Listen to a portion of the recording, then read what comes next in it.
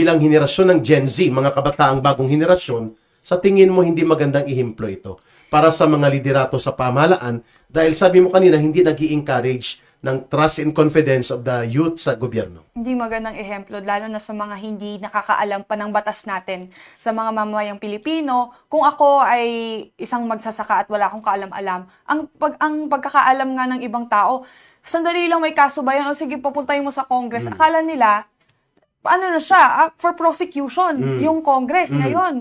Hindi nila alam, we have to respect the separation of powers. Na may judiciary, may Congress in aid of legislation. Huwag niyong iparamdam sa taong bayan na kayo ang may karapatan mag-prosecute ng tao.